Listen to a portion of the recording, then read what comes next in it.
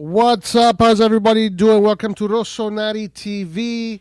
It is game day 5 gone. AC Milan takes the 3 points against Napoli, arguably Scudetto favorites at the San Siro.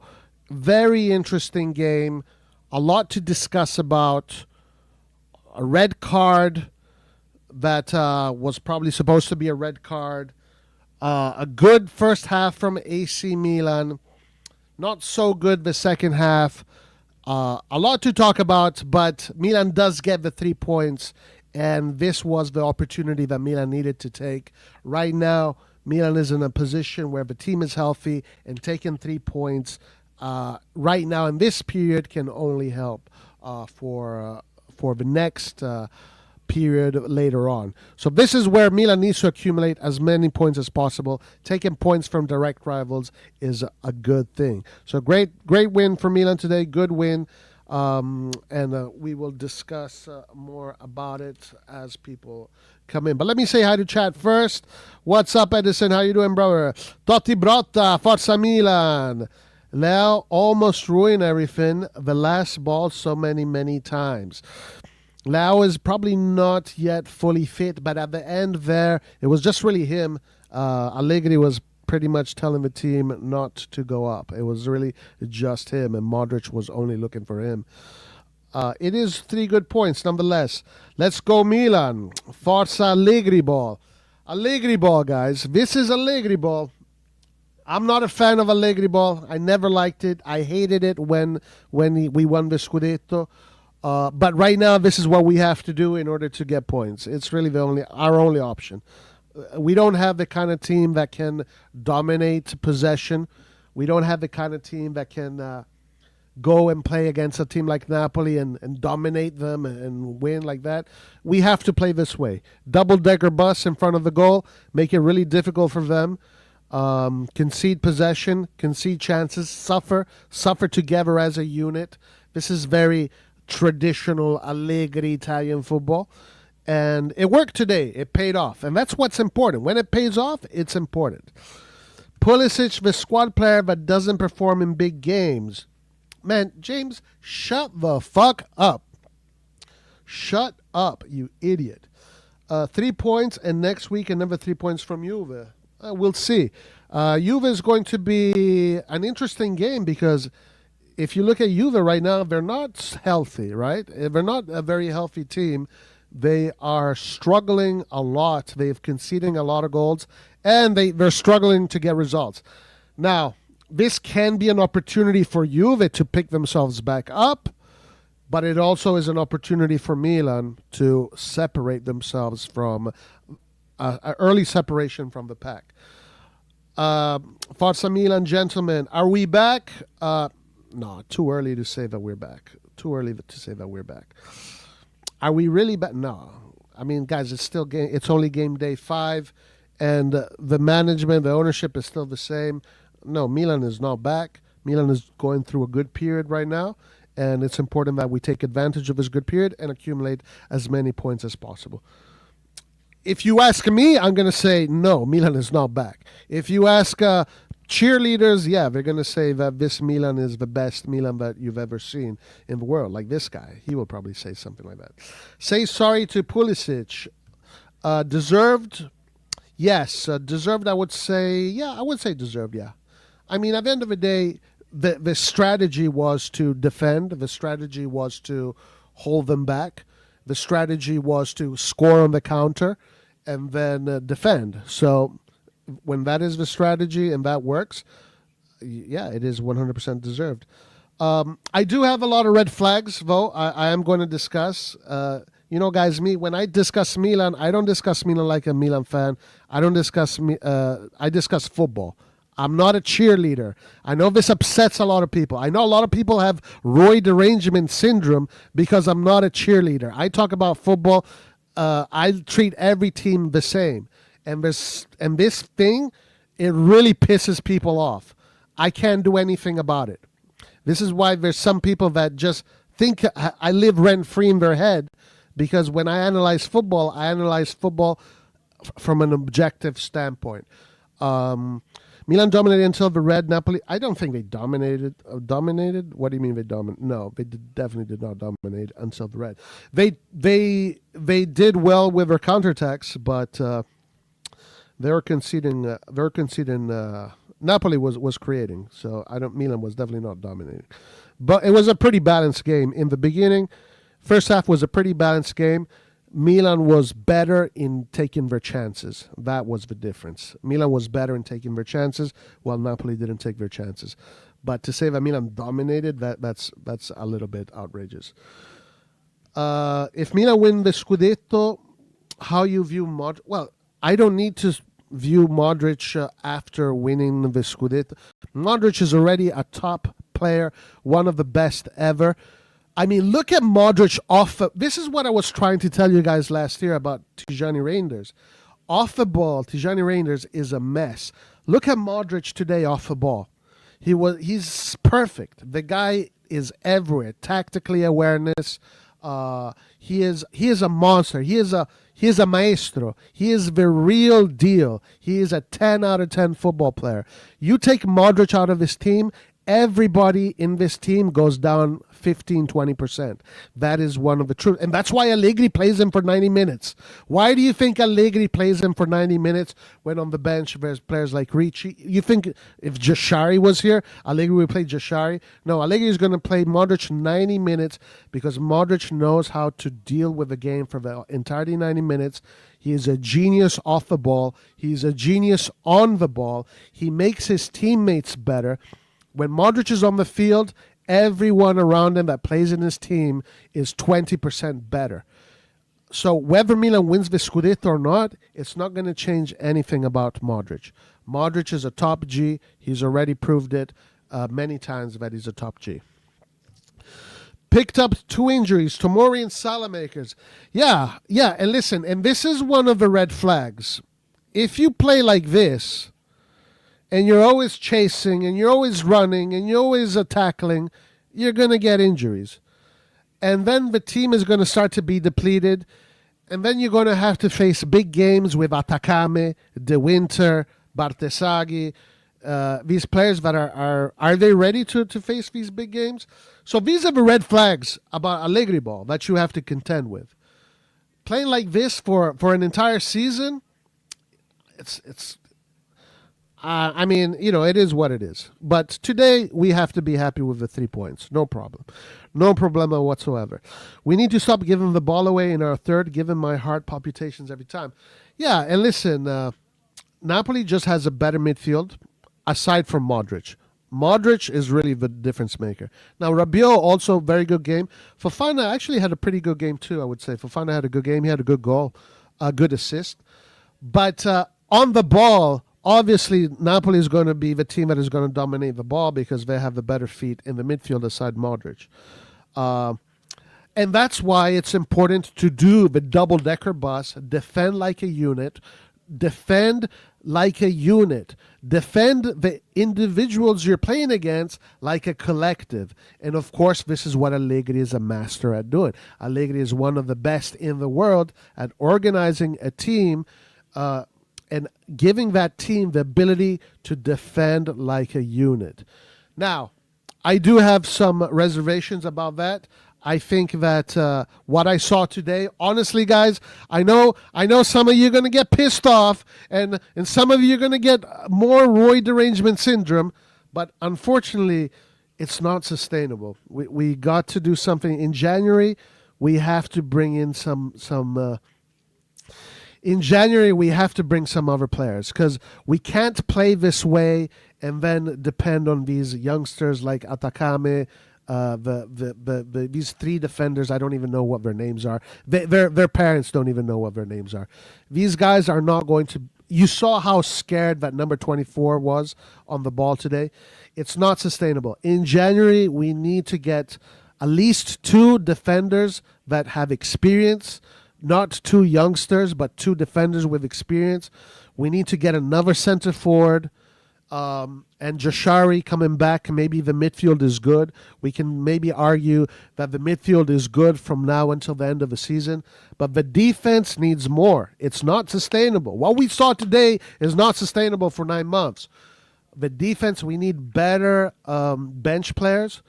We need more experienced bench players. Estupinian, guys, we saw today the level of Estupinian. Obviously, Politano was gonna just murder him. Estupinian is not at this level. He can't play these kind of games. So we need to reinforce the defense. The defense needs to be reinforced if we want to go for the long run. And in January, they have to do that. They have to do that. This can be sustainable until January, but January onwards, we need to have a much more depth in our team. I think Milan was good on ball until the red card. They had less possession, but was clinical in moving forward. Yeah. With their strategy of direct football play, counterattack, they were doing, it was coming out well, and they took their chances. And that's what you want. That's what you want. If Napoli had a full-strength team, it would have been a different game. It makes a difference when you're missing two of your main center-backs. Yeah, true. But Napoli showed up with 4 players injured, and so you take advantage of it. It is Milan's duty. It was Milan's duty to take advantage of Napoli's misfortunes right now, and you can say that Milan was able to do it. Yeah. Luka Modric, absolute beast. And honestly, guys, I'm telling you, Modric off the ball makes such a difference. It makes such a difference. Unfortunately, a lot of people do not have the ability to see football without the ball. So when I was saying that TJ off the ball is awful, people were like, what the fuck are you talking about? But look at Modric. Modric is not a Gattuso kind of player. Modric is a playmaker. He's a genius. He reads the game. Look at what he does off the ball. It is absolutely perfect. We are so lucky to have Modric in this team, guys. It's great to watch. Forza Modric, this guy is just everything, and 3 Milanista should have imagined if we bought him in 2018. Guess it would be 8 now at least. That is true, right? If Modric was if let's say we were back in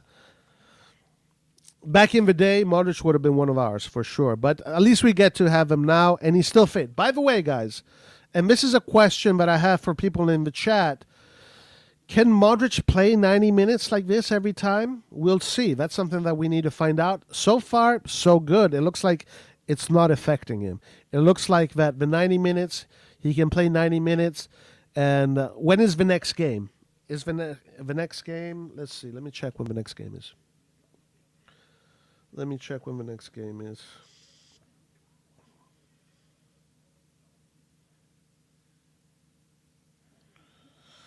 The next game is,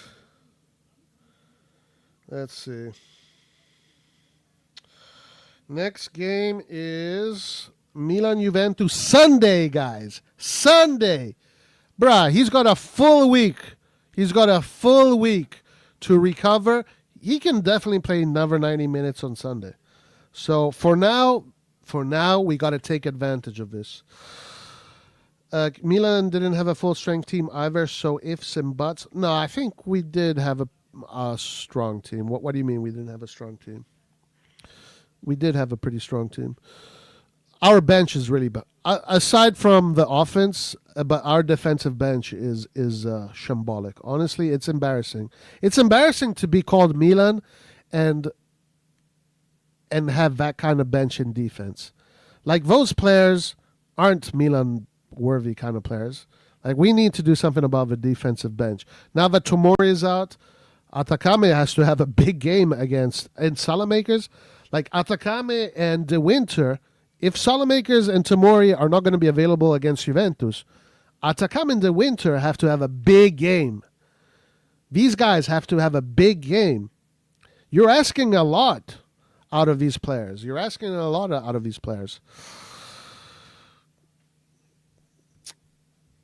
No, Napoli created a lot of chance.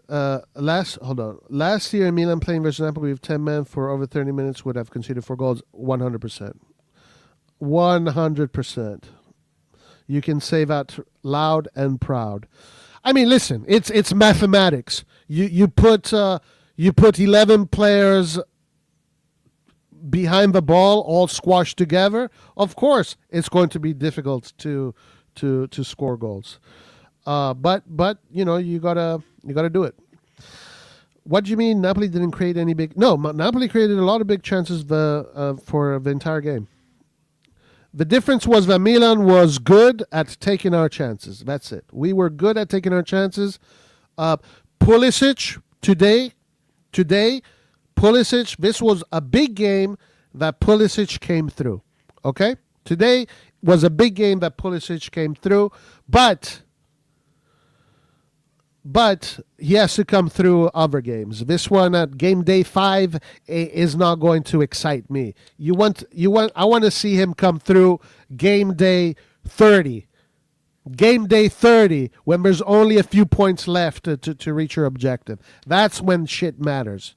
That's when shit. Game day 5, okay, whatever, It's good. You're Milanista. You're happy, and that's it. But he has to do this shit at game day 30, game day 32, game day 33, game day 34, game day 36, 37, 38. That's when the competition starts. The competition is going to start around game day 27.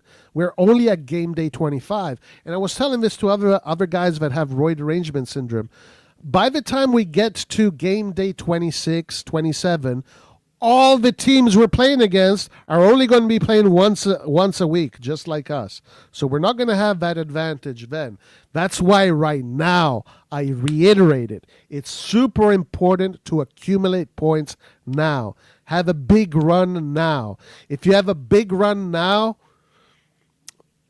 and then reinforce the defense in January and bring in a real striker, then, guys, who knows? Then maybe I will change my prediction to something even bigger than just top 4. But if that doesn't happen, yeah, it is what it is. Okay, Bartesaghi is way better than Estupiñán. Yeah, listen, Estupiñán, guys, unfortunately, he's not at the level. I mean, I know people. For some crazy reason, because of the summer hype derangement syndrome people think that he came in and he was going to be better than Theo Hernandez. Guys, if today we had Theo Hernandez, Tonali, we had a Kissy, we had like the players that really made a big difference in this team, bro, we would have destroyed it today, dude. We would have killed them. We would have literally killed it. It wouldn't have been 2-1 with a red card. It would have been a real win. A real good win, a real decisive win. Pulisic landed. By the way, is Bartesaghi better than Estupiñán? Do you guys think Bartesaghi should start over Estupiñán? I think that right now Bartesaghi is still very young, and he's probably the same level as Estupiñán. But I think Bartesaghi is going to grow, has a much higher ceiling. Estupiñán had a nightmare, got owned by Di Lorenzo all game, and Rabiot recognized that and helped him out. And Politano. Politano is a hard defender to defend against. I mean, Theo Hernandez was not losing those duels against Politano. Yeah, Rabiot, good game. Rabiot, definitely good game. Good physical game. He definitely carried his weight around. He fought. He's a hard worker. A good box-to-box game. I would say everybody had a good game except for Estupiñán and then the defenders that came in at the end. And also Leao didn't really manage to do much. But the players that started, aside Estupiñán, I think they all had a good game. I think they all were able to do what their assignment was, essentially. Okay. The fact is that Napoli has many competitions, and Conte is right. He doesn't have a depth at the end of the day. I don't know. I don't trust Conte. I think he has plenty of depth. That's an excuse if he's saying that. If he's saying that, that's an excuse. He has plenty of depth. He just needs a little bit more time to put it together. But, Conte should not be complaining. He should not be complaining. If Conte's complaining, then Allegri should be complaining even more. But Allegri is not complaining right now. Big up. What's up, brother? Why did he sub Pulisic? Why not Santi? That is honestly a typical thing that coaches do. They will, when it comes to offensive players, they usually take out the less physical one. They usually, when there's a red card, they'll take out the playmaker, but they'll keep the center forward. They'll keep the physicality on because at that point, physicality and defending is more important than attacking. Thank you, Timothy John. Appreciate you. Rabiot has impressed me so far. Great game, great performance. Luka saved us. Luka was incredible. Another great performance.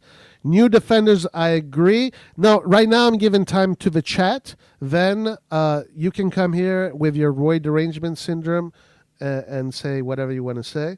But right now I want to give time to the chat. Richie Jashari, I think mid we can lead. Yeah, I think the midfield can stay the way it is. I don't think they need to do anything to the midfield. Selling now will unlock everything. Probably, maybe a new striker. Let young ones settle. It's normal to feel this. Yeah, it's going to take time. It's going to take time.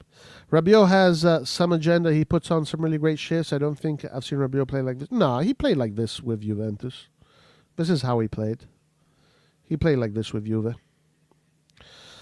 Bro, look, all the guys with Roy derangement syndrome are begging me to send the link. These guys, Abdi, Red John, these guys, all they do when they watch Milan is think about me. All they fucking do is think about me. They can't fucking stop themselves. I'm flattered, okay? I'm flattered. But okay, whatever. Let's keep on going. Let me give a little bit more time to the chat, then I'll invite people in. Because once people are in, the chat kind of gets neglected. I want to give the chat a little bit more time today. The chat deserves its voice. Estupinian, Emerson Royal. Whew. I hope not. Pirlo 2.0. Yeah, pretty much. Modric is much clearer range. Yeah, miles. Players look up to Modric. Yeah, for real. They're looking for Modric on the pitch. Modric is a leader. He's a technical leader, a tactical leader. And, of course, his pedigree is what makes him be respected. Rabiot is 10 times better than who? Rabiot is 10 times better than Rabiot threw his body on the line. Rabiot is 10 times better than who? Who are you talking about? Then Reindeers? On the ball, no. Reindeers is better than Rabiot. Off the ball, yes, Rabiot is much better. But I would rather have Rabiot than Reindeers, honestly, guys. Guys, I'm so fucking happy Reindeers is gone. This is another thing that people have, the Roy derangement syndrome, is because I was like, Reindeers needs to go. Reindeers needs to go. Reindeers was the reason why we got fucking destroyed every game. Off the ball. Off the ball, the guy was an embarrassment to watch. I'm so happy he's gone. And it feels so good to actually watch players like Rabiot and Modric in the midfield actually know what to do when you don't have a ball. That is good to watch. Because football is 50-50. Football is what you do on the ball and what you do without the ball. I think we manage him 75 minutes most weeks. He can play another few years even if he drops level a little. Yeah, I think that is possible. I think, we can definitely manage his time on the pitch, yeah, for sure, and keep him around as long as possible. Guys, by the way, click the like button. I know a lot of you have Roy derangement syndrome because I'm not just a blind cheerleader and all that crap. But do me a favor, even the haters, even you haters, click the like button and let's get this party going, guys. Let's go. Game day 5. Important games, he can play 90 minutes like today because of the age and injuries. He should not do it so he can play the whole season and help the team. He is needed. Yeah, honestly, Allegri is taking risks here by playing him 90 minutes.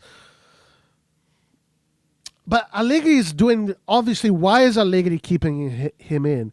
Because Allegri knows that this game, Napoli could have tied. Could have tied. They were there. You extend the game another 5 minutes, maybe Napoli is tying. But Modric off the ball is so fucking good. I wish people could actually see it. And you just have to keep him in. I agree, Ren, especially defenses at least. Okay. I don't see Leao doing that thing in game 30 nor game 5. Let's be real. Pulisic is miles better than Rafa. Ooh, big statement, guys. Do we agree with this? Has Pulisic surpassed Rafa? Right now, yes. In this moment, yes. Pulisic is our goal scoring machine. He is, I think he's got 2 assists and 5 goals.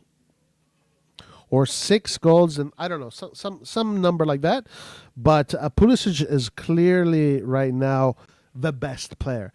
Now, once Rafa is back in, I'm going to go with what I said. Once Rafa is back fully fit, the attacking duo is going to be Rafael Pulisic. Yeah, we'll see, bruv. He has to show up all season, bro. I'm not going to be like that James Jones guy who is going to like say this and that over whatnot. If he does this the whole season, I'll give him his flowers.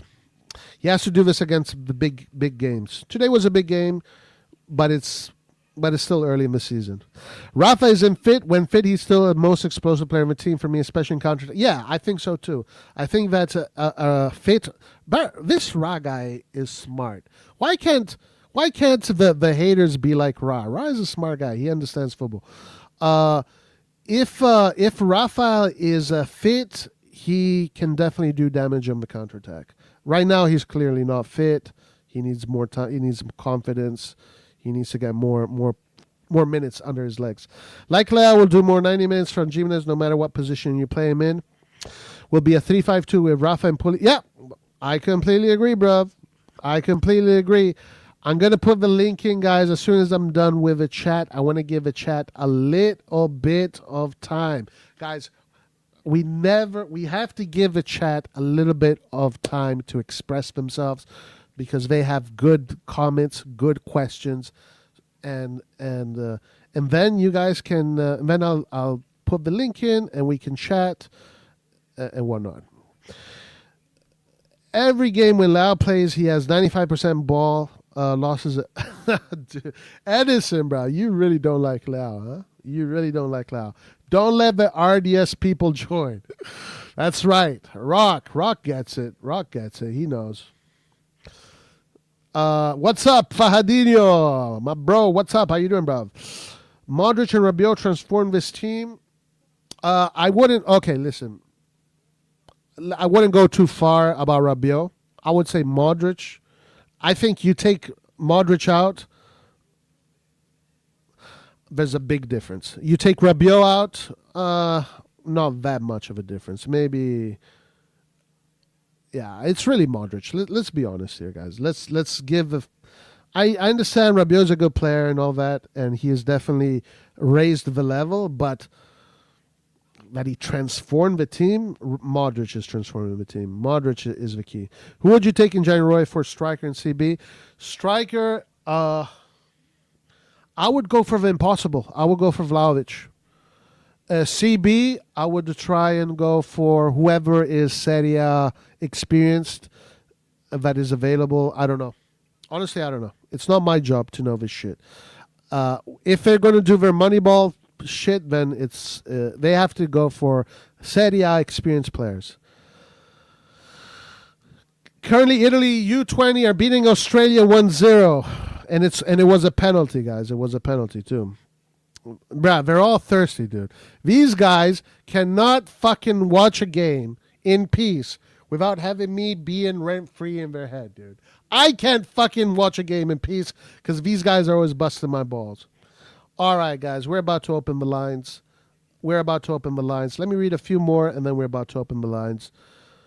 Thank you, Amir. I appreciate you, too. I appreciate you, bro. Thank you very much, bro. Today, everything was perfect. I just can't see the face of Moncada sitting there and laughing around like a slimy snail. That's right. They're all slimy snails. These guys don't deserve any of the accolades.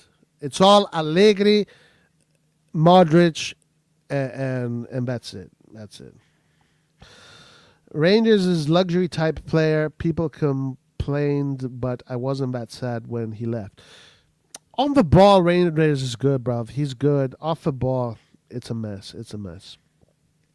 Rabiot, weak foot is much better than Rangers. Rangers is a luxury player. Off the ball, he and Loftus-Cheek killed us all year long. Even Fofana never ran back. I mean, guys, look at Fofana now with Modric. He looks much better. Fofana with Modric looks much better. Modric is pretty much covering all of Fofana's mistakes.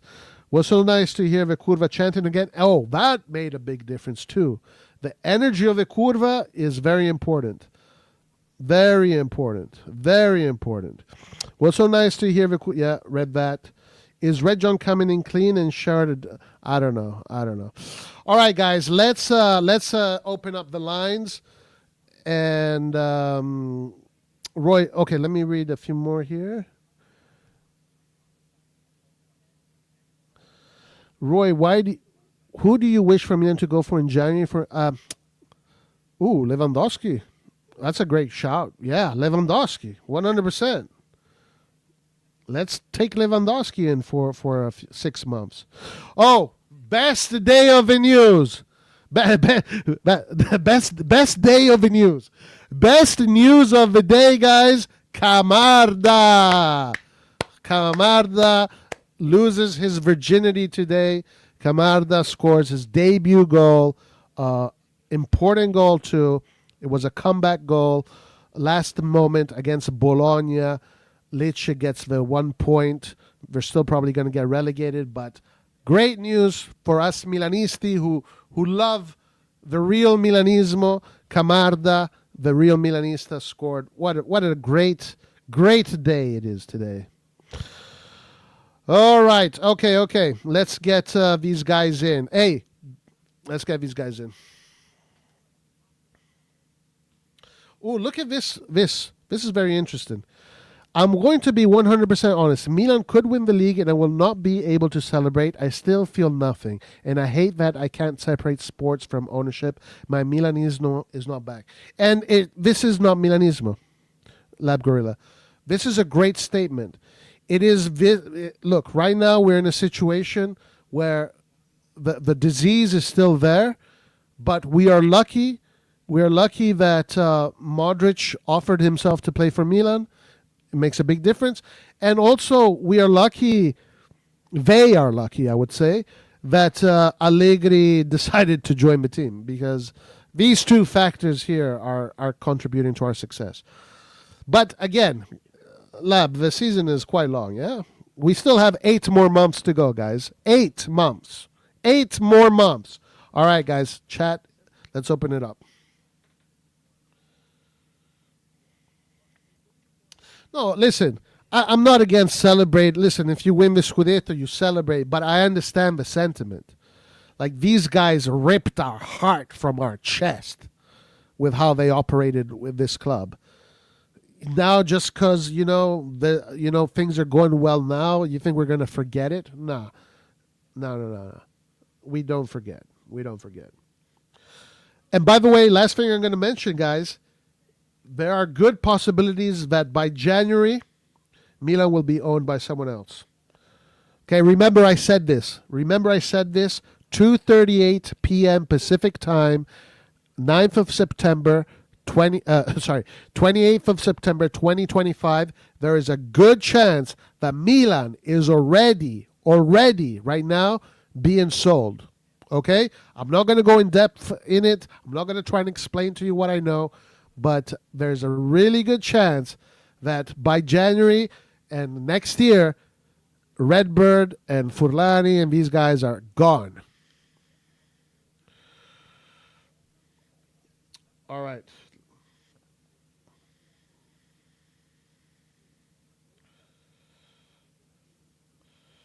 Let me get these guys in. Bah, Roy derangement syndrome, guys. Roy derangement syndrome.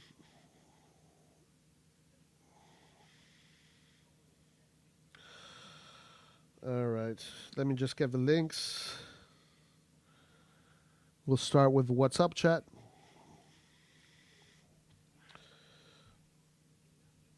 If we are sold our venue ones, yeah, I think so. I think they'll be better. I think they'll be better, bruv. I think so. Honestly, judging by the things, how things are going now, I would say, based on the things I've heard, and from people that are very reliable, very intelligent, and very aware of whatever is happening there in Milano, the people that are want to buy the club and are going to be buying the club have already put guarantees in the club, and it already seems like it's going to be better. But let's see, guys. Honestly, it all depends on this week what happens with the stadium. It will all depend on that. This week, if okay, this is the claim I'm going to make, guys. You can clip this. You can fucking clip it. You can do whatever the fuck you want. If this week the stadium goes through, meaning that Milan and Inter are going to take over the San Siro, then 100% the team is being sold. All right. Okay, let's invite these guys here. Let's see what they got to say. All right.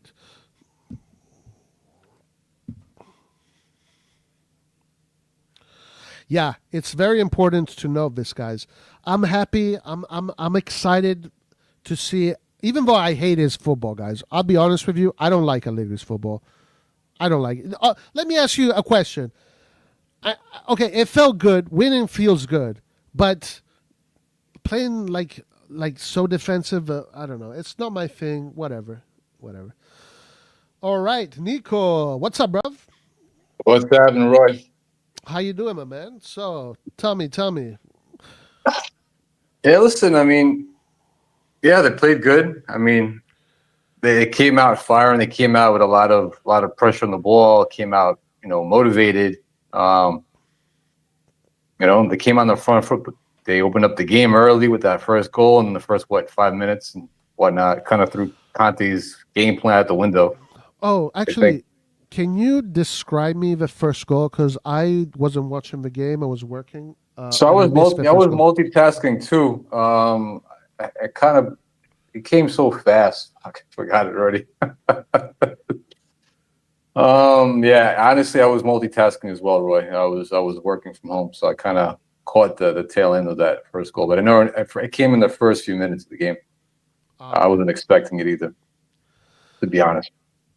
Yeah, I was working and I saw the WhatsApp chat. My name is like, why the fuck are these guys calling? Oh, okay. Yeah, same here. And these guys are all right. I can tell you the first goal, Roy. Don't worry. Pulisic gets the ball on the side. He shits on every player he finds in front of him. Looks at Salamakers making the run on the post on the opposite side. Gives him the best pass the player can give, and we scored the goal. Yeah, okay, that's right. So he beat Di Lorenzo on that flank, right, for that ball. Was it? Destroyed him. Yeah. Yeah, he destroyed him. Yeah, Di Lorenzo doesn't have pace for shit. Okay, yeah, I'll check it out. I'll check the highlights. I think I described it perfectly. Yeah, he did. Yeah. Now that he described it again. Yeah, listen, it was a nice goal. It's probably going to be completely different. No, Salamakers made a nice run on that far side. Napoli, I don't know what the fuck they were thinking, not backtracking. They were just caught off guard too, with their pants down.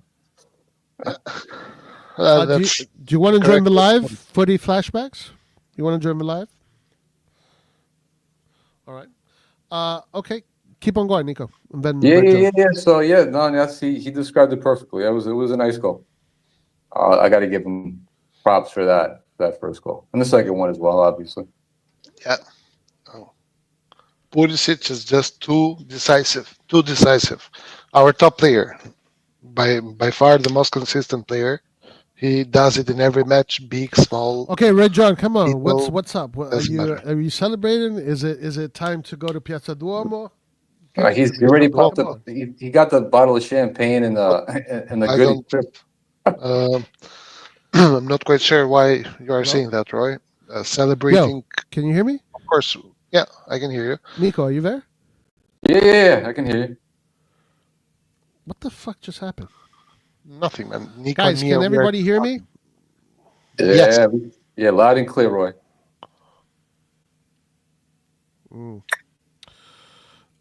Please let me know in chat if you can hear me. I don't know. I can't hear Red John. I can't hear Nico. What happened, Red John? Can you not? Yeah, I can't hear Nothing. you. Try and guys, try and go out and come back in. Nico, I can't hear you. Try go out, come back in.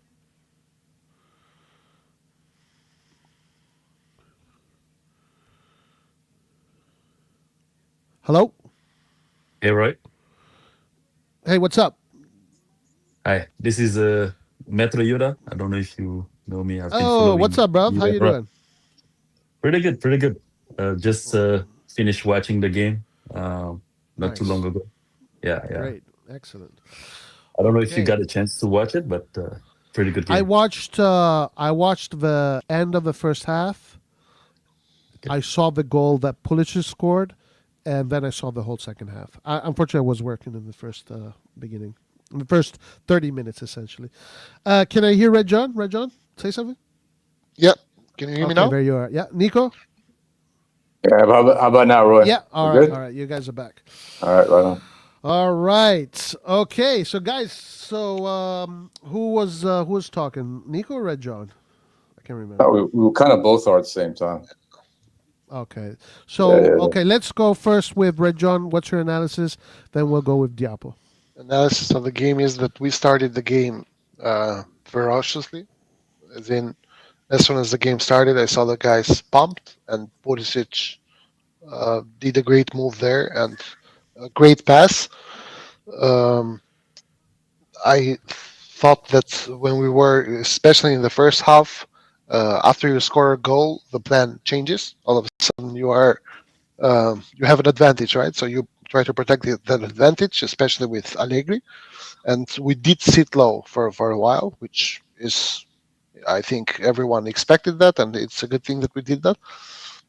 And then we would hit on the counter. Napoli would keep the ball, of course, because they are one goal down before the match even started, right? So you got to make up for that. You got to attack. I didn't see something or great chances. They did have chances. They did shoot on goal, but every single counter attack that we did was almost a goal. Dude, but hold on, bruv. They Mhm. literally like shot from 6 yards away, and Magnan had to make some miracle saves. When's that? The That was Neres first goal? half? The first half, yeah. No, There the was some first good saves half. by Mike. Yeah, first half he made a lot of good Mike saves. Magnan had to do some crazy When saves. I'm sorry. When did they do? When did Magnan do a crazy save? Because I don't remember it in the There first was half. a shot that I think I was either De Bruyne or McTominay had like literally in Yeah, front, like It was yeah. it was it was It was McTominay. McTominay. It was McTominay. Yeah, McTominay yeah. from a bad pass of Salamakers, and that's the only good shot that okay, but that's a good Magnan. chance that Yeah, Magnan but stopped. Give of Magnan his course, credit, bruv. no, Magnan has his credit. What I'm saying is that more than that chance, it was the Fofana chance, for example, that that we didn't score either, right? So what I'm saying is that you score the goal, you defend, you counter attack. They are going to have chances, and you have the chances as well. And we had the chances with Fofana. Sadly, his feet are square, so I wasn't really super hopeful when he was there that he would score. But we had the chances, and then we scored the second goal, right? So I don't. I thought Allegri had prepared the game super well, and we played super well. Then we got a red card, and then that's like a punch in the face. So all of a sudden, the game plan changes, and you become more defensive. So after that, then it's sacrifice and trying to keep them away from scoring a goal, and we did that pretty well. I'm super happy with the team. All right, okay. What about you, Diap? Yeah, so for the most part, I am in agreement with Rejon, what he just said. I think the first half, Milan was overall better than Napoli. Better game plan, I would say, in terms of how we were as a team as a whole. We were very compact. Uh, what's his name? Fofana, Rabiot, Modric. I think the midfield really pressed hard and won a couple of balls and uh, was able to stretch the game a little bit wide. Uh, and one of those actions led to the first goal, right? Estepinian laying off to Pulisic, Pulisic hitting on the counter, and great pass from him. I think Pulisic has been a really big improvement, I would say, because if you see that action, right, the assist that he made to Salamakers, he could have passed to Jimenez, right? But he took one first look, could have passed to Jimenez, but waited a little bit for Salamakers to kind of pull into the box and passed him to him, and he tapped it in. So for me, that little detail kind of points out to a little, like you can see some growth into Pulisic, right? So that was good. Then I think Fofana had also a good game in the first half. I think he needs to work on his shot, on his shooting abilities. Pulisic laid him a great through ball, and he squandered it, you know, into the sky. So I think he should have done better to at least hit the target, right? Make the keeper work. And I think Jimenez or Makers were coming on the side and would have maybe done a tap in, right? So he needs to improve. Um, but yeah, overall, second goal was good. Again, Pulisic had a good game. But yeah, after the red card, the game completely changed. I think tactically, Milan had to readjust. And everything that followed next was, I mean, no brainer. I mean, I anticipated that Napoli was going to push. I think I actually thought that it was going to end up with a draw, actually. So big thumbs up to the team because they were able to maintain the score, and that's big volumes, right? To be able to go more than 30 minutes against Napoli down one man, right? And keeping the clean sheet, so to speak. I think we witnessed that this is gonna be uh, it's gonna be a good Serie A title race. I don't know if Milan will be in the in the discussion. This is kind of early, but this is a big statement, I would say. Yeah. Okay. I want to say something before we move on to the other guys. Nico, I saw your live, and I completely agree. By the way, guys, subscribe to Nico's channel, Dynamo Defensive. Um, and I agree, it's not just Allegri; it's his staff. He's got a very good staff. It's the whole team that is good. Did you want to talk a little bit about that, Nico? Oh, maybe he's not here. All right, maybe he's not here. Let's move on. Who's here? Laird, is that you? Yo, yeah, Oh Lord, Laird, how you doing, bro? I'm good. I'm good. A big result today. Yeah, tell us what you think. As, Kratos. Yeah. as I Sorry, say, I just wanted to. that's okay. I just wanted to say He that is these are Kratos. six points games, not 3 points games, because at the end of the day, probably Napoli will win the league, but this is a team that you're competing for top four. So when you beat a direct competitor like Inter, Napoli, Juventus, you just don't get 3 points. You get 6 points because you get that advantage on the table, and you don't allow them to get points as well. But it was a big second half. I liked it a lot because it was really cagey and tough to watch. A lot of Napoli pushed a lot, but I think never really got that clear chance to get a point. I think the best chance they had was that shot from the distance from Neres, and that's it. Second half, after the penalty, kind of they never really got a clear chance after that. But I think they played really well. Just they are not well balanced yet. So All right, so you're happy, you're satisfied with the yeah, performance. I'm happy. It's a big game, important to win. Yeah, Hopefully, we will win against Juventus as well, which I consider an Sunday. inferior team. than Napoli. And there is an entire week to recover for all the players and get ready. So it should be fine. All right, then let's go to Abdi and then let's open the discussion and talk about other stuff. Abdi, Yes, yes. How's- Amazing. What can I say? Today indicated to all of us, I feel like, that come the end of the season, we will be in a title race. I think there's no doubt. One game a week. The way they played tonight, they did not give up. Even with 10 men, we stayed compact and didn't Don't give up. jinx it, Abdi. Don't jinx No, it, man. I'm so confident. Like there is nothing that's gonna sway me because Allegri today, and even I'll say one thing. Even our build up from the back, I'll be honest, it kind of resembles Inter a little bit. However, we don't have the players that they have in the midfield. But top performance. Pulisic, absolutely world class performance today. He's a maverick, Captain America. No, live I'm in sorry, the but flesh. Is I Pulisic like better than I like Milan? our players in the midfield more than Inter's players on the midfield. Maybe the wing backs is what you're talking about. Maybe instead of having Stupinian, we could have I don't know. But I understand what you I'm mean. pretty I mean, satisfied with our midfield. I'm satisfied with our midfield, but I feel like when we play out of the back, we try and resemble the way Inter were playing out of the back with Inzaghi. Well, When they maybe what's the difference in my opinion? The difference Yeah. is that Inter has ball playing center backs. We don't Hey, have a single one. It's his ball opinion, playing. bro. You don't need to change his No. opinion. Yeah, but I'm not changing his opinion. I'm no, he'll change. He's just conversing. I'm talking to him, right? I'm But- giving my opinion, right? Hey, I- but I want to ask Abdi something. Is Pulisic better than Yamin Lamar? No.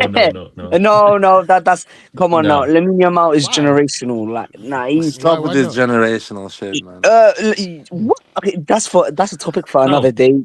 However, Pulisic for now, Pulisic 6 goals, 2 assists.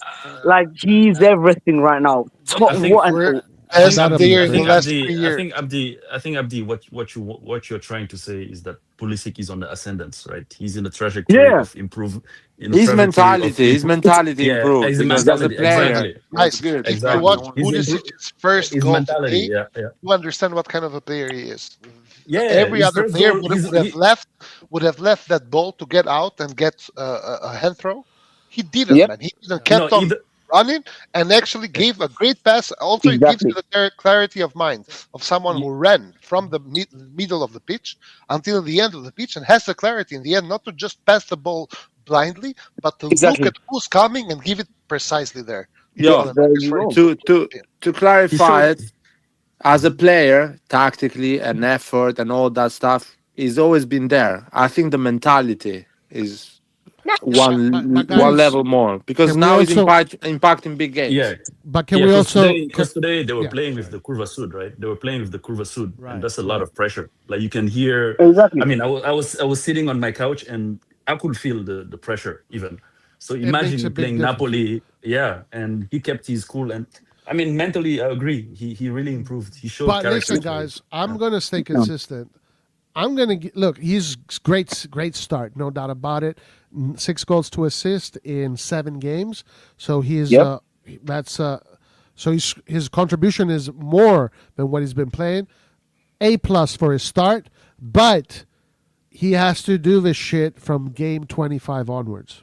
I'm sorry, but he has done that. Like I think it's so He unfair to has. say that Pulisic doesn't show in like Pulisic in this team because keep in mind, guys, when you say Leao got us a Scudetto, I'm with you. Nobody Right? said that. Leao's- No, wait. Who said? People that say that are stupid. People that say that are stupid. You and Ernst said What? Leao helped. help, but you said Leao is world class because But John, are you calling me stupid, man?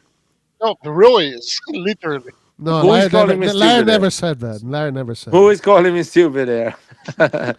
I'm saying listen, if you think listen. that the only reason why Milan won that Scudetto was because of Leao, no, that's stupid. no. No, he didn't say only no. reason. He was Yeah, a big part he of it. He was didn't a say big that. part. Listen, yeah, for sure. Now, my point is this: I've seen. I only make judgment. on what I've seen Let's the- do this. the last Let's 2 do years. this, Red John. If he does it, come and talk to me. Otherwise, it's just speculation. If How it about doesn't that? work. So If it so doesn't let's. work. Once he does what you say he can do, once he actually does it, then I'm all game. I'll agree with you. But right now No, he but, hasn't done it. no.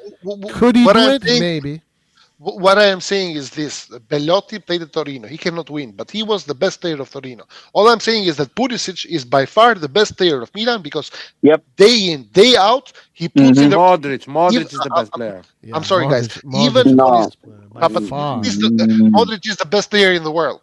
Not just better than Yamal, better than everyone, right? I'm not talking now one about of the best. Modric. One of the best. I am talking about Modric is football, right? Don't come to me now. Modric is the players. I know. I'm talking about a player who scores goals and is in the attack. I'm not talking about divinity of football, right? All right. Okay. So Pulisic is the kind of guy that day in, day out, play against mom, play against dad, play against Liverpool.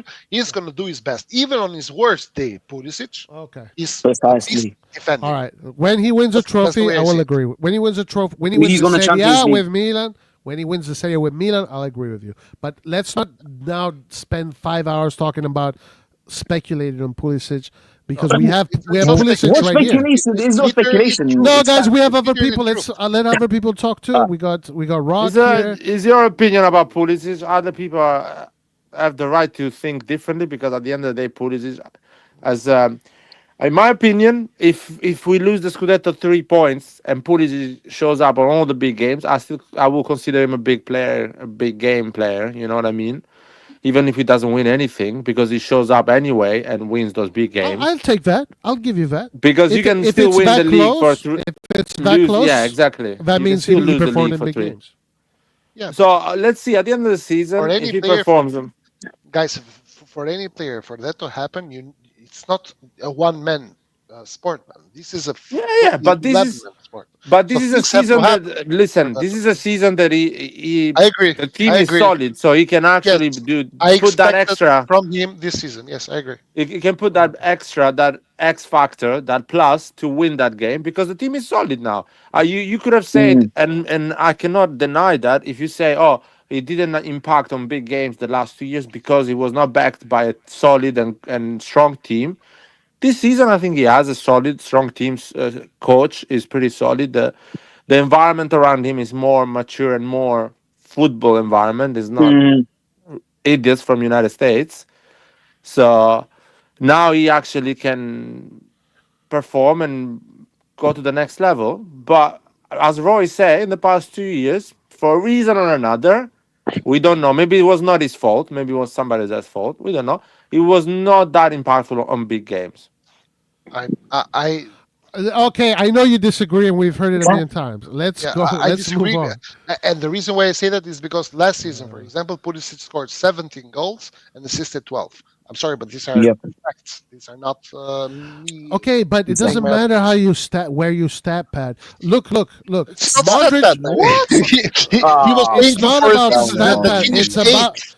it's Finished about eighth this year. scoring. It's about winning games, but and it doesn't have to be against Real Madrid or Napoli or Liverpool. A big game doesn't have to be against a big team. A big game is a game that is important to the season. It can be against Bologna. Okay. It can be I against. agree. It can be against Lecce. He missed a lot of those games. Where was he? We were supposed to be the team that scored one. We were set up to be a team that scores one more goal than the other squad. Okay, Yeah, and that's very bad. Yeah. He failed. He failed in those games. What? And that's Leao it. failed as well last And season. Leao failed in Yeah. those games too. And I disagree with Edison Socoli writing that thing there, and he's probably the smarter brother. Like I'm just saying that. All right. Now let's go to Pulisic over here. We got Pulisic. in the chat. Yo. What's I up? have How a you few doing? comments. Few comments. Good. Go- few go. comments. I think the red card was the best thing that could have happened to us today. It changed the game from a very good win at home in September against, a weakened Napoli. It took it from that to a great win and a momentum booster, in my opinion. Also, some things I noticed in the game itself, a lot of communication between the players off of the ball. I like this 3-5-2 formation. It puts more numbers in the midfields, where in the past we were playing with our midfield extremely open and our defenders exposed.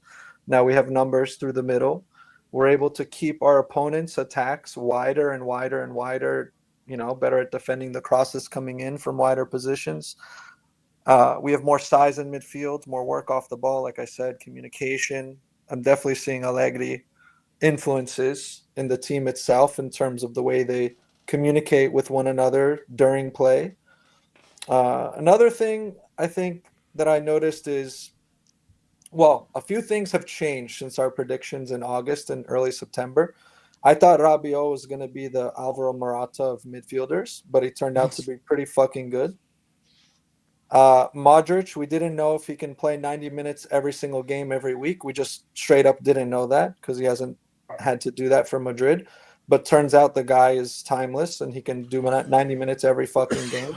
And he's the best player in the world. Sorry, Rock, I got interrupted really fast. Are you going Yeah. to be here, Rock? Do you have a StreamYard thing? Yeah, I have.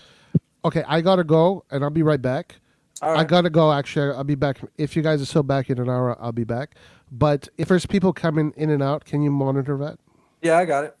All right. Thanks. And then All my only last later, guys. Peace. all right, see you, right.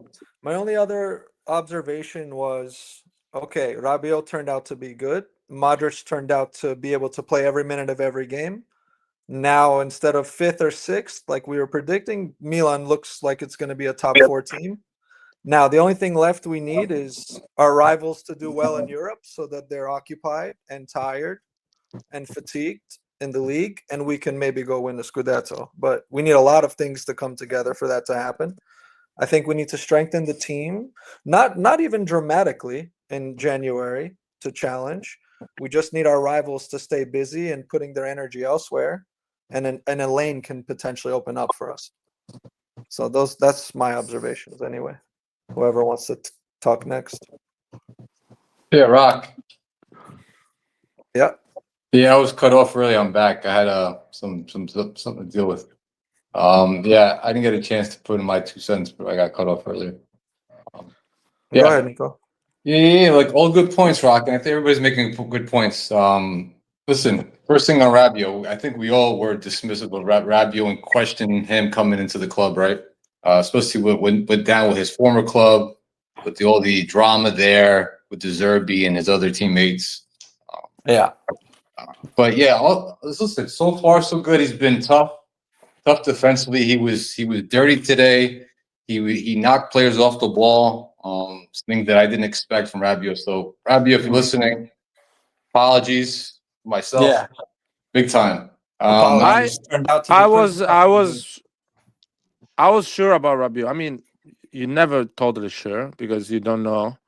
But I was sure because he knows the league. He's played with Juventus for Correct. a lot of years No, in Serie A. Allegri, first of He all. knows Allegri as well. Plus, he's coming from a season that he still played football. It was not like my major point, injury. my concern was the way He was the things. Marseille's best player, by the way, last season. Yeah, my concern was the stuff that carried on with his former club was going to carry on to Milan.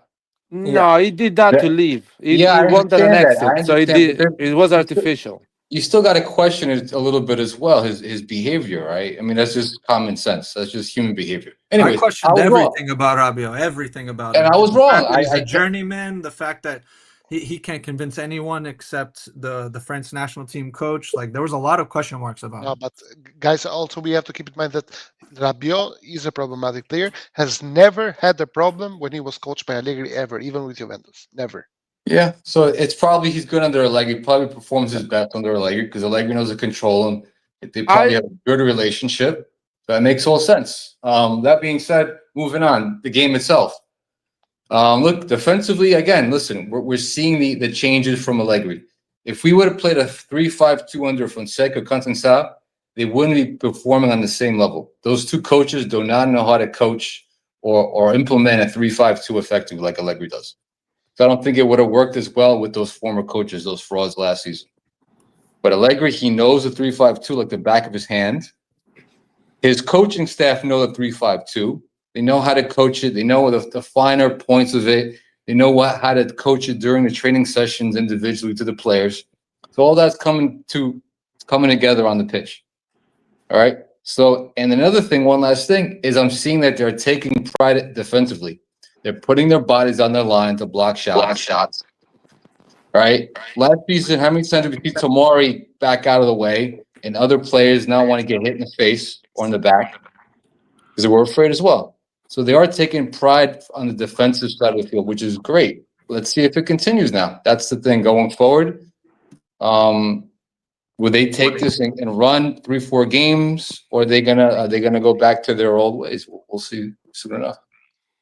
For me, I just want to respond to this. I mean, I'm not surprised at today's victory, by the way. It could have gone either way. I mean, Napoli could have won.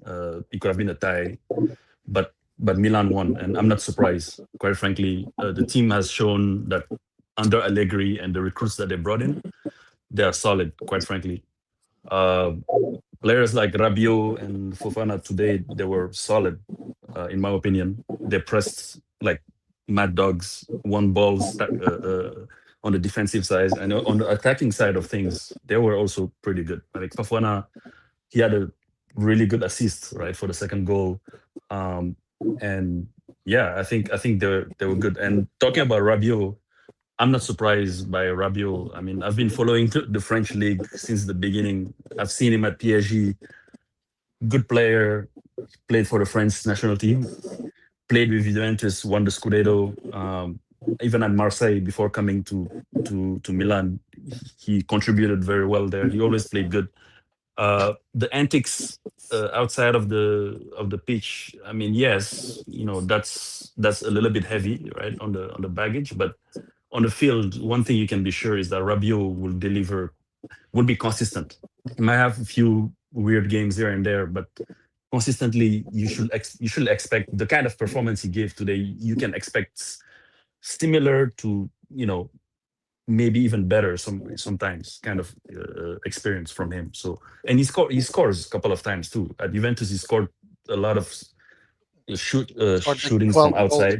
Juventus, I think. Yeah, exactly. Even in France, he scored a lot. So if he scored today, I would not have been surprised. Like, for example, the shot that Fofana missed today, Rabiot would have scored that. Yeah, guaranteed. Well, at least put it on the ball. Maybe Yeah. just to add to your point also with regards to Rabiot, I believe Rabiot is a shoulder above all the other midfielders, of course, bar Modric, right?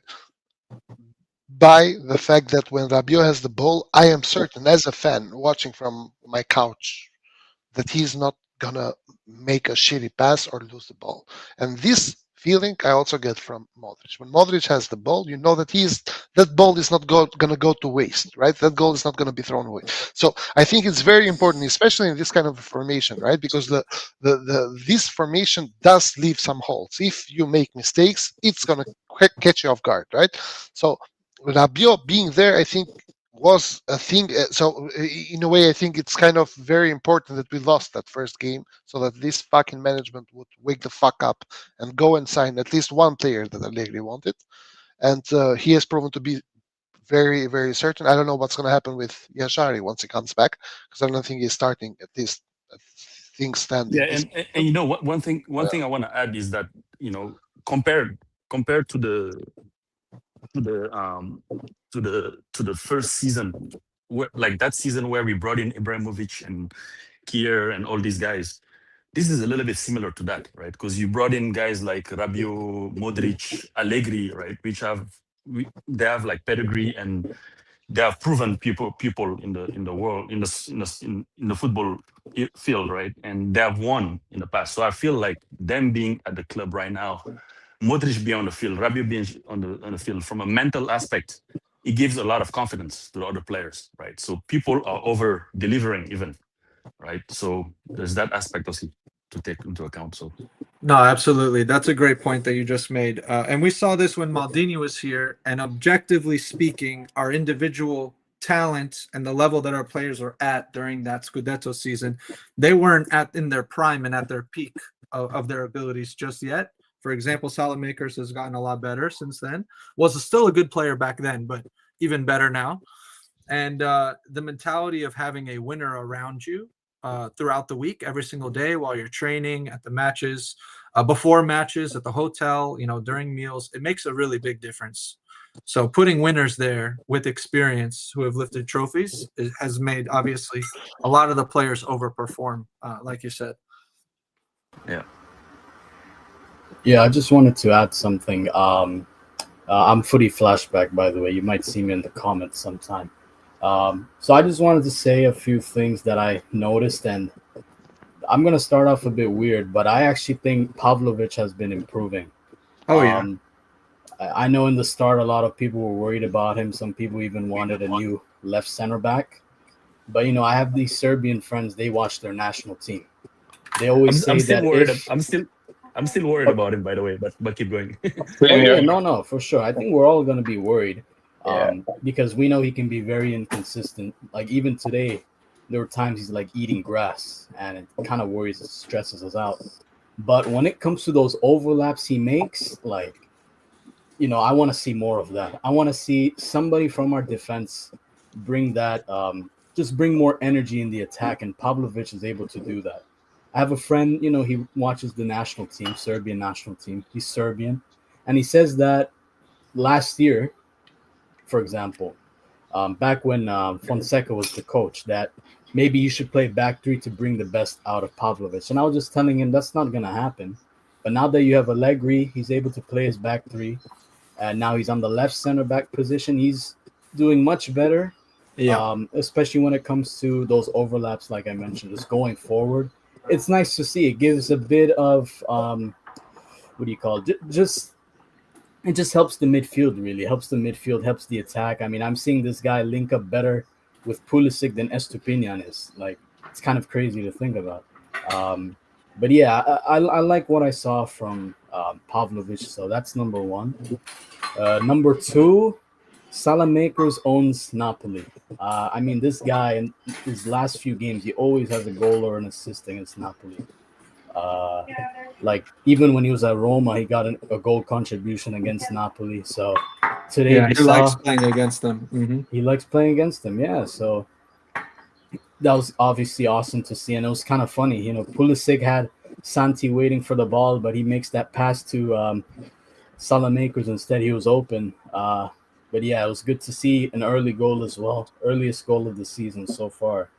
And number three, like everybody said, the midfield. When you have Rabiot, Modric, and even Fofana, still inconsistent to me, but there are times I think today much better than usual. A little more tidy. You have these kind of presence on the team is just going to improve from there. I mean, you bring all these winners, the team just looks comfortable. Salamakers, Pulisic, Leao, all these guys, it's like they are attacking and putting their heart out because they know that we have a balanced midfield that's going to do the dirty work for them if they ever, if they can't score. So I think it's, obviously people still question the depth. I mean, Ricci's not playing that much. We obviously want to see him play. Josh Shetty is injured, of course, but with what we have right now, it's it's very good. It's very tidy. Allegri's done a great job. But yeah, it's like Rock mentioned earlier. The other teams, they still have European games. Yeah. Inter, Were Napoli, you done? Juve. Cut off. Oh no, yeah, I'm done now. But yeah, What about the question here from Madison? Funny how Leao wasn't anywhere last year, the year before, and you guys still view him as a big game player. I think that one's for you, buddy. But no, I think That's this factually was, wrong. Leao the year No. before, when we finished second with Pioli, performed and scored a lot of goals and assists. I think he did like 11 or 12 goals and the same amount of assists, around 22 goals and assists. I don't think he did. But I also think you he was can just but like- also you can icons move, but but I don't. also you keep can't talking. deny talent, right? Okay, from my phone. Make sure sound is still coming through. No, but I can hear. Can you hear me, Rock? Yeah, we can hear you. Yeah. So, maybe just to continue your line of thought with regards to Pavlovic. I don't know if Pavlovic has improved or whether it's Allegri's system and Allegri's approach to the game that actually does, in a way, sleight of hand make you not see some of the defects, Okay, it's good. or let's just say, some of the defects that our defenders have, right? That being said, I do see Pavlovic pretty assertive when he wants to get the ball or he wants to go forward, and that's a pretty positive, especially in this formation. You do need the center backs to actually make movements forward, and he's doing that. I liked him in a couple of occasions today as well, and he's improving and benefiting from the fact that we play in a more solid way, right? With regards to Salamakers, I kind of disagree. I think Salamakers was perfect when he found himself into the goal and was served well to score the goal. I don't think he played a great game today. Actually, in the first half, in my opinion, Salamakers was maybe, apart from the goal, defensive wise, was not very clear or didn't have the best of his performances, because he did a couple of mistakes in the defense when maybe more so a mistake mentally, where you need to remove the ball from the defense Rejon, and the only try mistakes to he dribble made, it out. the only mistakes he made, Rejon, was when he was pinned in the corner flag and he cleared the ball to their midfield. But before that, he won possession in midfield like 5 times. No, but listen, I'm not saying that he was unwatchable. I'm just saying that he did some mistakes. He did 2 mistakes that led to Napoli shooting the ball. One with Anguissa and the other one with McTominay. Both saved by Maignan. Not super saves, not super great, but I'm strictly speaking from the defensive point of view. A defender and a right wing back should know that in those situations when you are double marked, you should try your best to get a throw in with I'm the hands. surprised he didn't try to do a throw in. Usually he does that, but Red John, one last thing, Rock, one last thing on Pavlovic. So what just Red John just said, that I think it's a combination of both. I think it's Pavlovic has improved slightly under Allegri's coaching. I think he's teaching him a few different things and working on his positioning and how to read the game. And 2, I think it's the scheme as well that Allegri's running. Because let's look at Inter. Bastoni's not the most best defensively minded player. He's great at passing, but as defender, he's not that great, right? Let's be honest, right? yeah. But under that 3-5-2 scheme with Inter, he is protected with that midfield. And obviously, we don't have the same midfield yet as Inter over time. That's just going to tell, or we'll see in the next few seasons if the team stays together under this management. Mhm. But yeah, Listen, like I said, I think it's a little combination of both right now. I've always been a big Pavlovic fan, even though I get a lot of shit for it in the WhatsApp chat. But he's young. It's his second year in the league. He's now playing a formation that suits his style of play, with an experienced coach who takes players under his wing, and he does a lot of individual work with them mentally and obviously on the tactics. So I think he's in a good environment to improve. I also think one observation I've made of Pavlovic compared to other center backs is when he goes forward, it's because he's showing bravery and he sees a gap that he wants to exploit. When other center backs, like Tomori, for example, go forward, it's because he's in a panic and he's trying to get out of trouble and he's panicking and he's just trying to get forward. Pavlovic, I feel like he does it with a purpose and for a reason. But again, the defending, the tackling is still a bit sloppy, if we're being honest. He's still a young player as well. And he catches himself in the open field a little too much. But I think with some refining, and he's going to be a good polished product in a few years, and really, really well suited for a back 3. I wanna add something. I think if you look at our team, first of all, every player makes mistake during the game or during the season. Doesn't matter.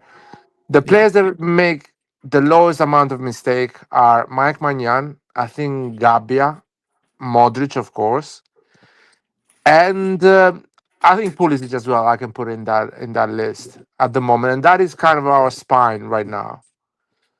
To be a winning team, a team that maybe wins a trophy this year, maybe Serie A, you need that spine. You want to add Leao and Jimenez starting scoring few goals, maybe 10, 12 goals during the season. If you get that, I can see us challenging for the league. But I'm not sure we're gonna be consistent. These 4 or 5 players that I mentioned, they will be consistent during the season. That will I think in 2-3 months we will know if they're going for that path or not. But in my opinion, winning invites winning in the sense that the more we don't concede goals, the less of a chance there is for us to make mistakes next game, right? And the same thing, in my opinion, goes for winning. And when you have players like look at Modric celebrating today, the way Modric celebrates today, to me, it gives the impression that he believes that he wants to win a trophy. Oh yeah, he wants to always win a trophy because No, that's of what he course, knows in his life. He's always win but trophies. of course, but He doesn't know a this different is life. installed into our players' brains. That I am convinced of this, and yeah, I have it as an inner conviction. And if you see a world-class players, because these players are not like me and you, they see him in training, they see how he trains, they see everything he does. And if they see this player and then the team also being solid, especially a team that last year was conceding 3 goals every match, winning invites winning. And all of a sudden, if we also win against Juventus, I think maybe I'm too optimistic, right? But I think that if we do win against Juventus, then we need to start accepting the fact that these players want to win and start, I don't know, projecting us winning not as a fantasy, but as something that can become reality. I agree with you. I don't want to suppress excitement, and at the end of the day, fans. I'm a fan as well. We want to dream and we want to be excited. For me, right now, I see it more. Let's win the next game.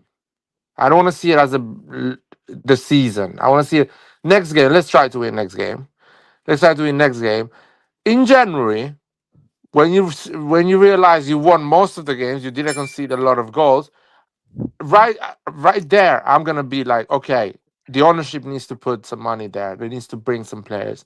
They need to uh, bulletproof this team, so we don't have excuses. Oh, Jimenez is not finding the goal, or Leao is not in a great shape, shit like that. In January, if Allegri has made, I don't know, 15 wins and 3 draws and a loss, example, I want the management to fucking go and spend money and bring the players that we need. Whatever you can do in the January session. Because I agree with you, at that point, we need to go for the win because at the end of the day, we are AC Milan. There is 85,000 people at the stadium. There's a big history behind the big shirt, big club. You go and win it. You don't fucking do maths and balance sheet and bullshit like that. You go and spend the money reasonably. I'm not saying spend half billion Yeah, like Chelsea did. don't go get Joao Felix or some dumb shit. Yeah. Just Do it get proper smart. players, serious players that can complete the squad. Even players like Modric, the end of their career, but they're healthy. They can bring a lot of increase the mentality and put you there to win the trophy. Yeah. And there is a lot of those players. But yeah, they need to do. Right now, I like to talk about our next game, as you say, against Juventus. Try to win that, or even if you're not winning it, don't concede goals. Just do a 0-0. Just make it really difficult game for Juventus to play. I believe Juventus is a really weak team defensively. So if you're solid and you know what you're doing, you're going to win against Juventus because they're gonna leave you they're gonna give you some chances. There's no chance. But you need to not concede goals or do it like Napoli, concede maybe just 1 goal. But we can find the win against Juventus. And it's in 6 days. So they're going to have 3 or 4 days to recover, do a nice training session, tactics, prepare Is themselves, there Champions movements. League this week, by the way? I think there is, right? If I'm Yeah. not mistaken. Yeah? Yeah. Yeah, there should be a Champions Perfect. League. It's perfect for us. And I'm going to be at the stadium. These motherfuckers better win. Fucking hell. These motherfuckers better win. There's a question for the chat as well and everybody here. How confident are you to even look at the past markets, January markets that management had opportunities to sign players and what they did, right? How confident you are from a scale of 1 to 10 that you think they're actually going to sign a player that's going to make a difference for going into next season, next year, I should say. Well, I think the chance is high. I think the chance is high, or they're idiots, because if they made any observation of their own work, they would see that the players making a big impact are not the players that they chose. Modric chose us. Rabiot was chosen by Allegri. You know, these guys that are making an impact now. Salamakers was signed by fucking Maldini. Like the players that are making an impact I want for to us add something. are not Salamakers Redbird players. Salamakers was going. They wanted to sell him this summer. They wanted to Yeah. find him a squad, and Allegri was like, "No, I like this guy. Keep I him." hope they see I'm that, surprised they kept him, Allegri knows better than they do. Atare probably knows better than they do, so they Oh, need to yeah. they need to listen. They need to listen. In general. Exactly. Of course. Just to, maybe my take on the question is that the January market is a reparation market. Mercato di reparatura, I think they say. Yeah, you repair. Right? So You you repair. So you don't expect us in January to get Haaland, right? Or to get a super No, but huge somebody's player gonna who's be, going to of course. but during the season, you see where you are lacking. And if it's the striker, the position you are lacking, then you have to regard that. But most probably, you're not going to get the best striker or not going to get it for the best price, which makes it a little bit more unlikely for our management to actually go and splash the cash necessary for you to get a striker in the January market, right? And Right. therefore, I believe and I think that going forward, at least that's how I see it, we are most probably going to focus on the defender and get Christensen or get someone who could add something in the defense and not so much for the attack, because from the attack point of view, I think they believe that we are fine. I believe I 100% agree with you, but I want to judge. That was a good question, by the way. But I want to judge the ownership and what they're doing when we are in that position. It's unfair to say, "Oh, they're not gonna do it. They're gonna do it. They're gonna be smart or not." I want to judge them when we're gonna be there. I think you can get a striker that is as good as Jimenez that can put a bit of competition to him, and they will probably perform a bit better. So sometimes you buy players that put a bit of competition to the starters, and they perform even better. So you don't need to add incredible players. You just add players that are as good as the one that you already have, and they can give you that extra 3 or 4 points that you need to win the league. And by the end of January, we will be, there is like what, 18, 17 games missing to finish the season, which is not a lot, and it's 1 game a week basically. So, but you need to put some players in there if you're trying to challenge.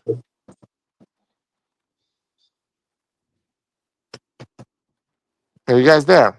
Yeah, I'm here. Yeah, we're here. We're still here. I left you speechless. Are you guys good? Liar, Fabio directed something for you. Liar, the team is solid in midfield and have a better positioning in the back. Allegri and his technical staff did good work, but the keys are Modric and Rabiot. We concede less goals thanks to our midfielders. No, I always say that we can see less goals, and I've been saying that in the last 2 years with Fonseca, even with Pioli was conceding 5 goals that period. The 3 at the back helps the midfield perform better, and the midfield performs better when they have 3 at the back. Yeah, because it just makes the center of the pitch really crowded. And for a league like Serie A, when you don't have a Messi, a Cristiano Ronaldo, a Zidane, or an extremely talented midfielder, it's easy job. They struggle to find, even Lobotka and Guza, really struggle on tight spaces to find that winning game. Even De Bruyne as well really had issues. Yeah. He had to go on the sides to feel a bit of space. Our shape Also, was very good, since very structured, and very since you men- congested. Allegri Since you style. mentioned De He did Bruyne, well. because I watched the match in DAZN and I chose the Italian version. So the whole pre-game we were comparing, or the Italian was comparing De Bruyne to Modric. I think that the two are not comparable as players overall. Like De Bruyne Modric is the best midfielder in the world. De Bruyne is a great player. Don't get me wrong, but Modric is Modric, Yeah, there's levels to that for sure. and you could see it also in the pitch. Yeah. Yeah, De Bruyne is not the level of Modric. I'm sorry. Something Nico was mentioning earlier that I also noticed was our defenders being way more aggressive and putting their bodies on the line to block. Yeah, they were pussies last season. They wanted to win. Yeah, they're It was taking no more mess pride. around. They're taking pride. They believe in Allegri's, what he's preaching and everything else, right? At the end of the day. That's why I said when we had 11 players on the pitch and we were in a good momentum and Napoli had fifth string defenders on the pitch, if we won, it would have been a very good win. Don't get me wrong. But winning with 10 men for that amount of time took this from a good win to a great win and potential momentum shift. Yeah, I think a lot of people don't give credit. You know, when somebody sits in a low block and they defend for like, 50, 60 minutes, they think it's boring. Yeah, it is in a sense, but it takes a lot of discipline to play like that, right? Yeah. Oh And yeah, not give a it's good hard. goal. It's hard. It's mentally hard. Really hard to be that focused for all that time. Yeah, I was looking off the ball during the match, and I noticed the players talking to each other way more than last season and the season before. Constantly gesturing towards one another, where to be, where to go, pointing here, pointing there, yelling at each other here, talking to each other in every single role. Even the furthest players from the ball were talking to each other and motioning where to be, where to go. That's a big difference from last season and the season prior. Big difference. The only change I'd make going forward, I don't want to see a step you on play. Bartasagi, I think, is earned a spot now I'll on the let you team. do this one, Liar. I know you have opinions on it. I honestly, I'm a firm believer that you can win massive trophies without having a Teo Hernandez. And Teo Hernandez was my favorite player, by the way, of AC Milan. Without having a Teo Hernandez type of player in your team. So Estupinian, how much we pay him? 6-7 million, something like that. Yeah. He's a no-brainer, man. He's a good player for 6-7 million. He does a lot of work. He runs a lot. He's not exceptional in defense, but he's a 6 or 7 out of 10 in defense. He's a 6 or 7 out of 10 moving forward. He will not score 10 goals. He will do probably 2 assists and 1 goal during the season. But he's a solid guy. Fights a lot. And today he made a mistake. But as I say, every player makes mistakes. I don't think Bartasagi's earned some more playing time. That's all I'm saying. Yeah, no. But Bartasagi's going to play a lot because Yeah. next game he's going to play Bartasagi. But again, he's really young. And I would not give him a position of as a starter this season to Bartasagi. I prefer to have a more senior and more experienced player like Estupinian. But if he earns it, guys, we have Nathan. Nathan is joining us. Nathan, give us your take on the match, and you have the floor, my friend. I just finished watching. Nathan, go ahead, Red just John, give me 1 second, because otherwise we're going to lose this point. Because I just wanted to make this point with regards to Estupinian. The day he conceded a penalty or gave away a penalty, and also got a red card. That being said, I cannot blame him, and like in that position, he had already fucked up, right? But instinctively, you have to not let the other guy who's besides you just go and score the goal, right? So in a way, I kind of accept and understand why he did it. Of course, do you get my point? Can I say something?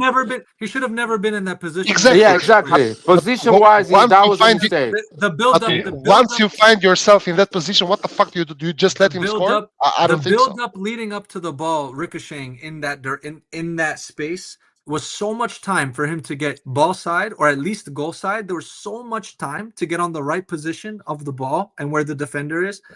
There's no excuse for where he ended up by the time that ball landed in that space. But sure, I agree with you. That was the mistake. But once you are there, you have to do it. Everyone would have done it. Than for a tap-in, obviously. Yeah. I wanna add something. Do you guys think that was a red card, by the way? I think it was quite I harsh. don't think so. I think it is a red card. He's the last person that's a goal scoring chance. It's 100% a red card. I don't think so. It's 100% a red card. One question. But you give he was not the last man. He was not the last man. But he's the last man. Literally the last man. Right, he's literally the last man. What are you talking about? The next person is the goal. Players all in the same 1 yard. Yeah, but there is a lot of players around. Red John, what the fuck are you laughing? There is a lot of players around. There is at least 15 players in the box. Sure, but he was in front of the goal. Didn't he change the rules as well? Sorry, Red John. By that logic, every penalty is a red card. If there is just a goal in front of you. No. That contact in the box is normal until the ball. It's normal. Shoulder to shoulder is foul, fine. It's not a red card. It wasn't shoulder to shoulder. He pulled them back. What are you talking To about? be quite fair, I thought that they changed the rule. He pulled him from the back. What are we talking Okay, they about? pulled it from the back. Jimenez Then got it's a pulled red from the back. card. Jimenez got pulled from the back. Previous game in Serie A. Stop Didn't it. get no Stop it. penalty, Stop no it. red card. Stop it. Stop it. Stop it. Yeah, The stop it. difference sure if Because is you don't like one. it. I should stop because you don't like it. He didn't get pulled from Because he the didn't get back. the ball, Di but Lorenzo still was a had his arms all foul. over him. No, bro. What are we even Di talking about? Lorenzo had his arms all over him. That's a normal contact in the box. The only reason it became something Normal is the ball contact landed in the there. box. If It the was a ball pull. It doesn't was a land in pull. that area, It was if a the ball pull. doesn't land in that area, nobody cares about that contact. Listen, sure, but No, here's the thing. it was The a thing is, pull. Yeah, he pulled I him think back. it was a foul. What we are talking about is not if it was a foul or The not. red card was We are hard. Not a talking if red. it was Not a red red. card. It's a red It was card. not In a my red. opinion, it shouldn't be a red. That being It's- said, I also thought that they made a law in football that when you get a penalty, you don't get a red card anymore. So I No, wasn't I knew surprised. it's the last man. Anytime there's a No. foul, it doesn't matter how That small or how John, much that law damage it is is. for the no, it's not goalkeeper. even That that. law It's is for for the the goalkeeper. goalkeeper. Okay, No, okay. it's Then, not even that. I am It's mistaken. not even. It's not even that he was the last man. It was a tap. It was going to be a The tap goal in. scoring opportunity. That's what. No, Exactly, it goal is scoring because it opportunity. is It was because actually he's the last man. Di Lorenzo was gonna score. This was gonna be a goal, clearly. No, Yeah, but but You know, guys, that doesn't matter. the That ref doesn't matter. said Hold it. on, hold No, on, no, hold but on, Red John. It Nathan, doesn't matter. It doesn't the matter ref if said it, Nathan. The ref said that it was denying a goal scoring opportunity, and therefore he gets expelled. yeah, but most penalties are denying a goal scoring opportunity. It's the fact that he was No, some if he's penalties you not don't have. No, I don't it's think not so. true. no. Some Nathan, penalties Sometimes you the don't ball have a is goal nowhere score in the opportunity. area, No, man. that's not All true. the fouls off the ball. It's still considered a goal scoring opportunity, No, even the if the ball. The ball is. ball Yes, can it just hit. is. No, Yes, it no. The is. ball can Yes, it just is, hit your bro. hand. Bro, No, It but can just Nathan, hit your hand at the edge. it's At the edge of the. it's That's not a goal scoring still opportunity. I understand what you're saying, but if the ball hits your hand, let's say if you're at the edge of the box and the ball hits your hand and you prevent the ball from going forward or preventing the attacker from going forward and playing advantage, it is considered preventing a goal scoring opportunity. No, that's A not What is a the goal goal scoring scoring. probability? What is Hold the opportunity. on, hold on. probability of that? Do you guys know what what a if you goal are at scoring the edge of the What is opportunity the box? chat means? saying? What is the Nathan, chat? Chat. What do you think, chat? Nathan, Hold on. If you hold on, because Red card or a no question. red card, chat? It's just a question. If you are at the edge of the box with your back towards a goal, and I come and I stamp on your foot, is that a penalty? Yes, right? Is that a goal scoring opportunity that I denied? No. But it's No. a red card It's a for penalty. malicious play. You're talking about two different things. That's malicious play. If you come up and you just stomp on No, somebody Nathan, you randomly for say no most reason, of that's the penalties are not clear goal stopping. scoring. exactly. Laird, did you hear what Hit you him just in the said? foot. Hold on. Americans are Laird, soft, did you man. Hey, did you're you hear soft. what Laird just said? Did you hear what Laird said? Americans are soft. Most of the time. And I'm you're not wrong. saying It's not all most of of the the time. time. Yes, it But no, is. Most yeah, most of the penalties, time it's just a foul. It's just a foul in a bro, most 1v1. penalties, and what is normally a Nah. one-on-one, a No, goal scoring Nathan. opportunity. I'm Do sorry, you guys know Nathan. what the term goal scoring Nathan. opportunity means? Y'all understand what that Listen to me. meaning Listen is? to me. Nathan, we will see more red cards if it's the way you say. Bro, what If are it's we more talking about? but we It's don't the see a lot of last red cards on person. penalties. No, Because it was not the last it's not person. because it was the last person. Laird, you said that there's 15 people around The him. penalties. Who is there that could There was prevent 4 that other from being a players, goal? Nate. Dude, there is Parallel to him, 5, just 6 on the other players side of the around goal. it. What are you talking about? Who? If I need to Estupiñán send is you not there, if Do I Estupiñán need to is send you not a there, screenshot? Do who I need can to send block you a him? screenshot? Yes. If Estupiñán is not there, who else is there that can prevent Dude, that block? Estupinian Mike Mignon. is in the Listen, same if line. if it doesn't matter about being in the same line, who is there that can stop that from being a goal other than Mike? Because Mike doesn't count as an outfield player, otherwise there would be no offsides. So who is going to stop him? Please tell me right now. It's a penalty. It's not a red. Give me a name. Nathan, Don't talk about other crap. Just give me a name. I'll I give just you a want a name. name. I'll give you a Please. name. I'll give you a name. Just Please. give me a second. I'm waiting. I'm waiting. I'll give you a name. I'm waiting. By the way, Di Lorenzo was fouling his stupid Because- as well, putting his arm across his body, holding him back so that he couldn't get balls back. He's not.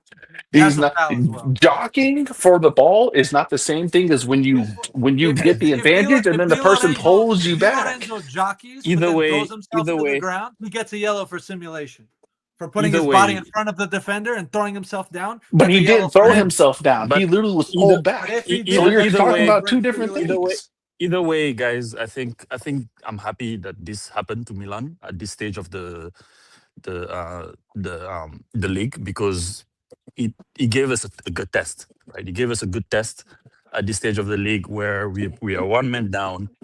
We are trying to maintain the score to 2-1, and we have 30 minutes to go in the game. So this was good. I welcome this penalty actually and the red card, because it gave us a good test and a good test of character. So I'm not gonna blame, because these things are random. It could happen anytime. So it's up to speculation. I agree with that. Personally, I think it's a penalty, right? Because clearly Di Lorenzo, Estupiñán was late. He made a mistake. The guy came and was gonna tap in literally and score. Mayan was beaten, and it's up to debate whether it's a PK. Well, a PK for sure, but whether it's a red card or yellow card, that's up to debate. And personally, I think it's a red card, because that guy was gonna score. Exactly. And in my 20 years, and in my 20 years of playing striker, in my 20 years of playing was not the last man.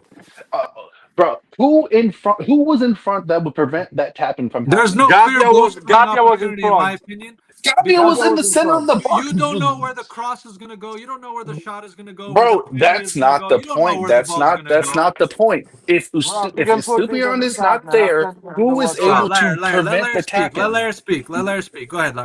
I'm gonna put it on the chat, and you can share it on the screen. There was Gabia there that he can just go throw himself and tackle the shot of Bro, the ball was like three. The ball was like three. No, it's not. Like Estupiñán technically is not the last man. Estupiñán is not the last man. This is so stupid. On the line. In my 20 years of playing as a striker, I will 100% tell you right now that is a red card every time. Dude, it's a red card every I don't time, care. bro. You can play 50 years, So you have a striker bias. I've known players that played 50 years football, they still don't know the rules of football. Well, I don't care, man. You cannot say that. I got news to tell you, bro. The Serie A and the referees and the pundits all disagree with what you're saying. So dude, the Serie A referee, I know Italian, and didn't mention it was the last man. Yeah, it was a clear It's a clear did not mention the last man. Nathan, He was not saying the last man. This photo End of the story. Can we move on from this? The ref said he denied the goal scoring opportunity. No, exactly, not the last man and shit like that. Yeah. Bro, are you goal. stupid there? I'm looking at this picture right now. If Estupiñán's not getting there, Gabi is not getting there, bro. But it doesn't matter, man. Let's move on to talk about something constructive. It doesn't fucking matter. It's goal scoring opportunity. I think it's goal scoring opportunity that was sanctioned here, right? It's not the last man. There's no last man when you're in the box with 6 other players, man. There's no such a thing. You don't understand how the rules with 6 even players works, around bro. you in the So box. I'm not, there's no point in even debating this. Nathan, the ref said it, man. It's not me who said it. The ref. Tell us your I know, but the reason why it's a red card is because of the positioning of the defenders. That's the whole point. What? But Nathan, it's a goal scoring opportunity, man. He would score the goal. Bro, oh my days. Just because it's a goal scoring opportunity does not always mean it's going to be a red card. It has to be in certain situations. You're right. Nathan, you're right. Just because you say just because doesn't mean nothing, right? The only thing that matters is what the ref said, and the ref, luckily they made it so the ref now can speak. He has a voice, and he said denying a goal scoring opportunity, and therefore he will be removed from the game. Now let's move on and talk about something we can talk about, and not about this bullshit. All right, my last point on this thing is it was the best thing that could have happened to Milan, because it was a huge win with 10 men for a long period of time, and can honestly be a huge momentum shift for our team and make the players truly believe that they can win something. So whatever it is, I'm happy that the referee decided to do it, because it's the best thing that could have happened to us. Yeah, because if they didn't give the PK, then people would be like, oh, there would be all sorts of like controversies around it and stuff. So yeah. Nate, do you want to give us your just take on the game, since you didn't get a turn to summarize?